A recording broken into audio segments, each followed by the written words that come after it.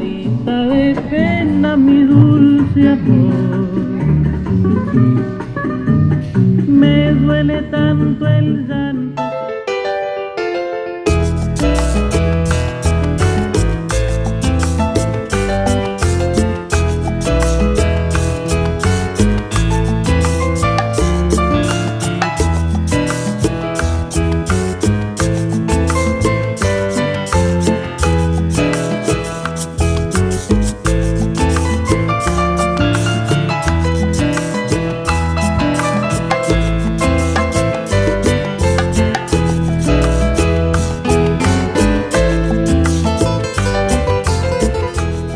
All right, so I find myself with? Elia Vivoni, pastor of the Jacksonville Hispanic Church of God. All right.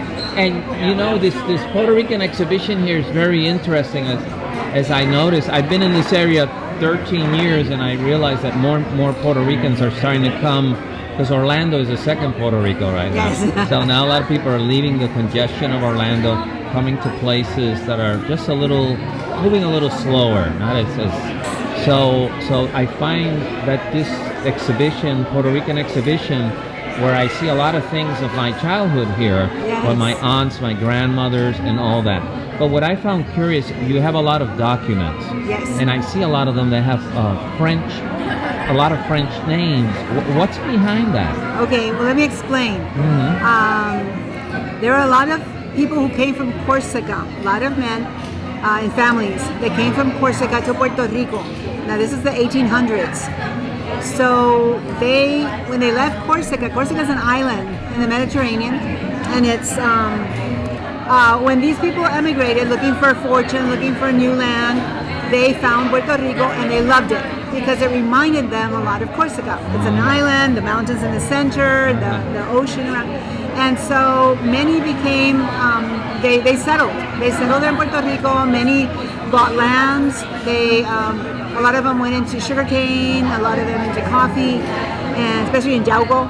Yeah. And they also became very influential in the country. So let's say, I'll go ahead and talk about the Vivonis, for example. Okay. Which makes sense. Vivoni, it's an Italian name, but then Corsica belonged to Italy.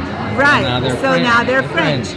But the culture, and they will tell you that their culture is French. Right. So the Vivoni that came from where my husband descends, he came from Corsica at the age of 16. Okay. And he came because he had an uncle, Battistini, who had a school in San Germán. So he came to work there as a teacher, French teacher. But then he met this lady. She was an heiress. She was an orphan. She was very young. Concha Ramirez de Arellano. Right. So they married, had 11 kids. Among those kids was my husband's grandfather, okay. Don Pedro Tomás. All right. So they would go back to France. I mean, he took his kids back, two of his boys to study in France. So actually in Corsica and in France, they went back. So that's why they spoke French. And then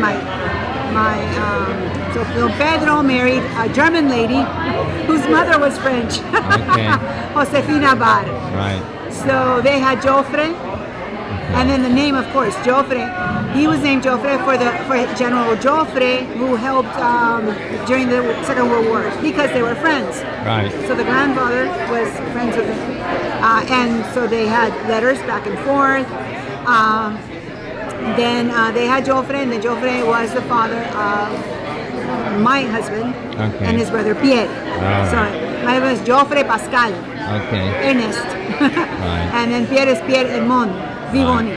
And he was superintendent of Puerto Rico, and he was also judge of the appellate court. I have a picture of de Gaulle because he was president of France. He was a general, and then he became president of France. And then since my father-in-law's dad, my husband's grandfather, knew him, and he knew General Joffre, so they always honored. They had bust of Napoleon in the house. They had pictures of, and then they named his son Joffre, my husband Joffre, and then one more grandchild is also Joffre Jean-Pierre. Okay. So that's how the French names continued. And one of the things is that original Vivoni that I'm telling you about, my husband's great-grandfather, he went back to Corsica. They would build houses, what they call casas americanas, American houses, okay. because they would get enough money to go build a home, Right. maybe to retire or something. Well, he was there when his daughter passed away, and I think she was 36, and 3 months later he died there. Wow. So they would send the announcements. Right. You know, Yeah. when people die. Yeah. I have some originals of those. Wow. I have some. And it's all in French. Uh-huh. We need to let you know that Yeah. this person has died, this date, and all that. Obituary. Uh-huh. Obituaries. It is amazing. Yeah, because I meet Puerto Ricans who are of Dutch descent and have Dutch names. Wow, I think Puerto Ricans are mixed with everything. Yeah, Berkeley had wrote a thing that was called Perfect DNA. Puerto Rican female. Yes, did you see that? I read it. Yeah, It's and it was interesting. like really. And I said, but wait a minute, why not Cuban? Why not Dominican? I mean, no. This is the right cocktail. This is enough of everything. The other ones, they have mixed, but no, this one has enough rum, enough cola, enough lime. You know, it's the perfect cocktail, amazing, right? and it's the female. And I found that very, very interesting. So I love all this DNA stuff. Well, thank you so much. You're welcome. This is my pleasure. All right.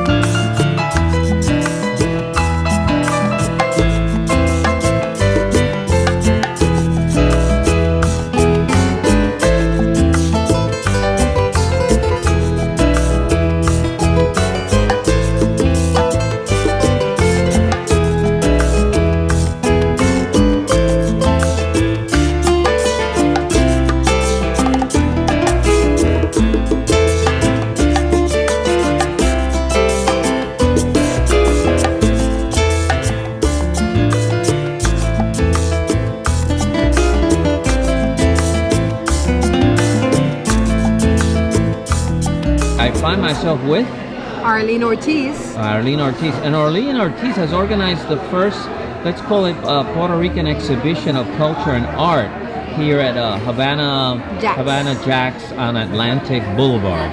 And my question is, tell me, what is this about? What is all this about? Okay, for so many years, more than 30 years, I've been collecting different articles and antiques that belong to my family. And for years I am being attached to that things because when I was only 19, my mom passed away. So her stuff, I took some of her stuff, and all these give me memories of my mom and my grandma, and she passed when I was only 15 years old. So I have my family, then they're teachers, and they study, most of them, history too. So I had a cousin that he was a teacher, a historian teacher, and he lived close to my house. And he had like a little museum in his house that was all the things that belonged to my grandpa, my grandma, and the family. So all our family do the same thing. They're poets, they love art, they love music. We are in the art. Yes. Nice. So my daughter right now is in Douglas Anderson, and she's in the School of the Art. For the past years, she'll be in art schools too. Okay. So it's a passion. So yeah, you have here what? Irons, typewriters, cameras, lots and lots of articles of politicians and artists, and a little bit of sport. I have semis. Semis have more than 500 years. That is from Taino, the Indians. Yeah, I saw that. And I have, my sister brought me from Puerto Rico some of the vasija. Is, like parts of